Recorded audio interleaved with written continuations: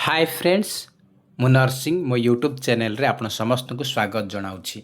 आज आपण मानक पई गोटे गुड न्यूज अच्छी। वर्तमान school and mass education department तरफ school and mass education department तरफ गोटे ऑफिशियल लेटर आसी आज डेट रे। तो एटा रही जेटीएस जूनियर टीचर स्कीमेटिक पूर्वर थिला तापई बहुत ट्राई करते रेगुलर करा जाओ वर्तमान रेगुलर हो सारी समस्ते ऑलरेडी न्यूज रे भी शुणी आउ खुद मुख्यमंत्री कहते ता सहित बर्तमान गोटे ऑफिशियल सेटा आमर ओराली थिला वर्तमान रिटर्न आकार रे आमर आसी जाइछि। तो ऑफिशियल लेटर आसी जूनियर स्कीमेटिक वर्तमान आमर रेगुलर हेले तो केबुठू से माने नेशनल बेनिफिट पाइबे आउ केबुठू से माने रेगुलर सैलरी मिलबो ता ऊपर इठी मेंशन हेछि।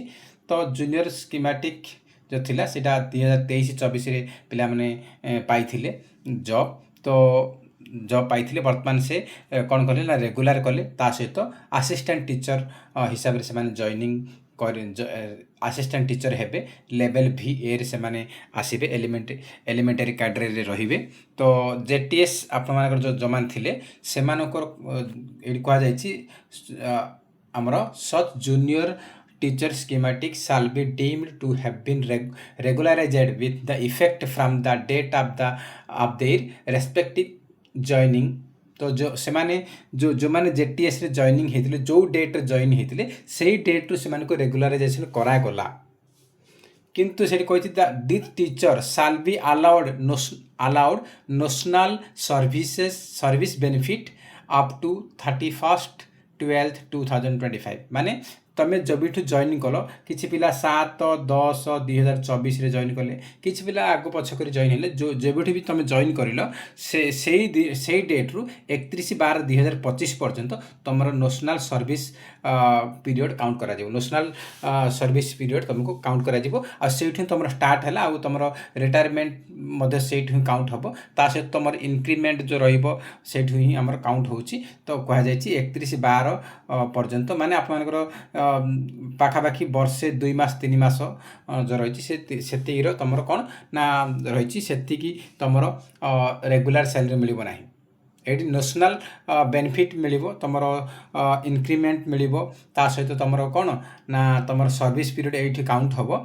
किंतु तुम जो रही कौन कही ना तुम जो रेगुलर असिस्ट ये कह देखु दे shall be entitled to draw regular pay and salary and other admissible service benefits of assistant teacher in level VA with effect from 1st 2026।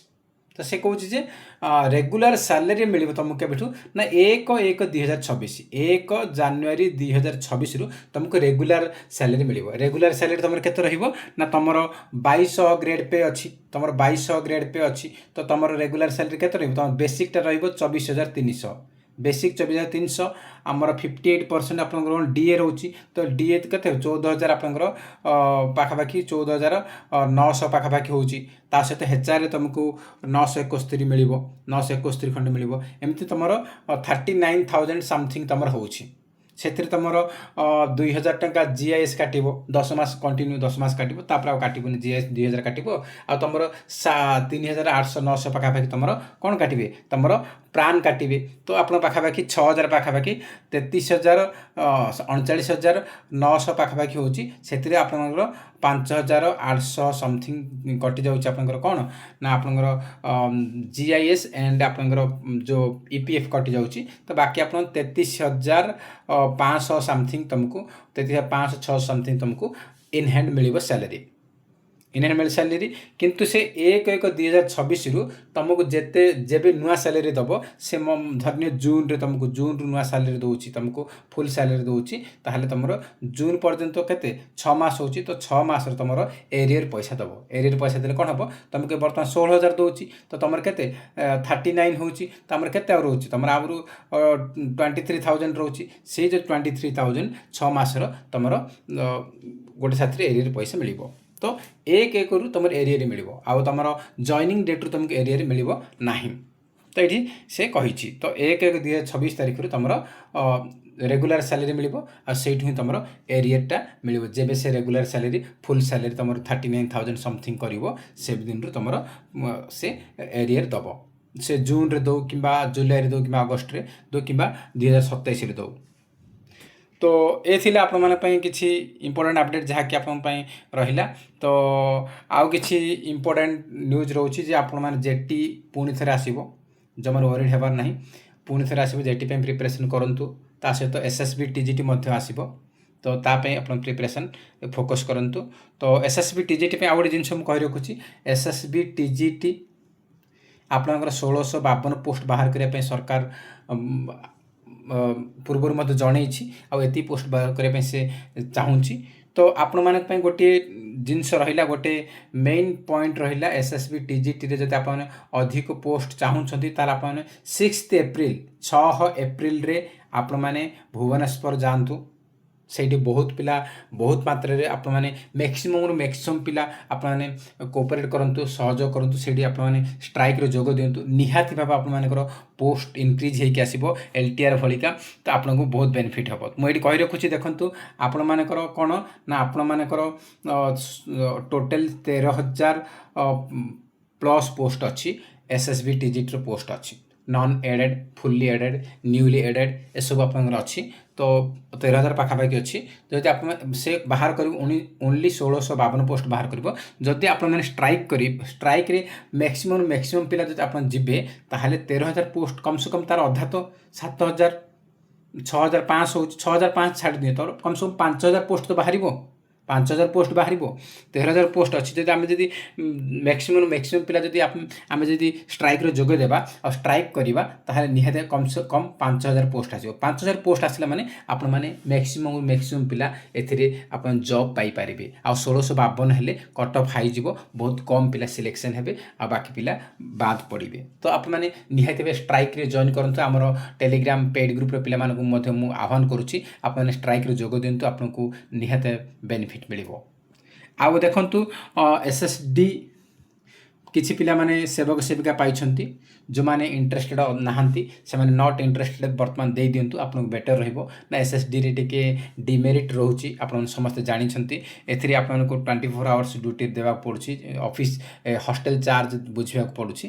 तो एथिरे बहुत किछि रहिछि आपन को अन्य डिस्ट्रिक्ट भितर ही आपन को कोन ट्रांसफर हेबे अन्य डिस्ट्रिक्ट को ट्रांसफर हेइ परिबे नाही से गोटे जिले में ही तुम ट्रांसफर हम किंतु अन्य जिले ट्रांसफर हेनी यहाँ तुम डिमेरिट अच्छी ता सहित तुम कौन ना ये तुमको 24 आवर्स हॉस्टेल ड्यूटी पड़ो समस्त सब पड़ोनी आज 2 मास तुमको पड़ा आउ जन को 2 मास पड़ो एमती हॉस्टेल ड्यूटी पड़ो। तो बहुत किसी डिमेरिट रोचे जदि आप चाहूँगी जो मैंने चाहूँगी आप नॉट इंटरेस्टेड मारी पारे से आप डिपेंड करुच्ची कहीं आगक जेटीएस अच्छी कहीं जेटी तो पूर्व स्कीमेटिक थिला से डर लगुला बर्तमान तो ये रेगुलर होगला तो सेम सैलरी होगला। तो जेटीएस आप जो बर्तमान असिस्टेंट टीचर होगला असिस्टेंट टीचरटा आप कौन ना सेवक सेवी ठार बेटर अच्छी जदि आप चाहूँगी आप नॉट इंटरेस्टेड दे पारे नहले आप करें कहीं आप परिश्रम कर फोर्सफुली कहबिनी।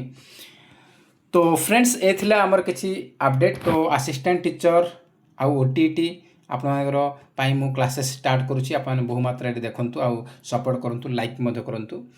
तो असिस्टेंट टीचर ओटीटी क्लासेस आम कंटिन्यू करिबा आउ एसएसबी टीजीटी आमर तो वर्तमान चली एसएसबी टीजीटी पेड बैच चली आमर से ओनली एमसीक्यू बैचेस रही जो मैंने भी जॉइन करा चाहते तो आप जॉइन करेंगे। नंबर रही 9337862641 ये नंबर रे व्हाट्सएप अच्छी फोनपे अच्छी आप जब एसएसबी टीजीटी आउ आरएचटी प्रिपरेशन होगा चाहूँगी आप जॉइन करेंगे।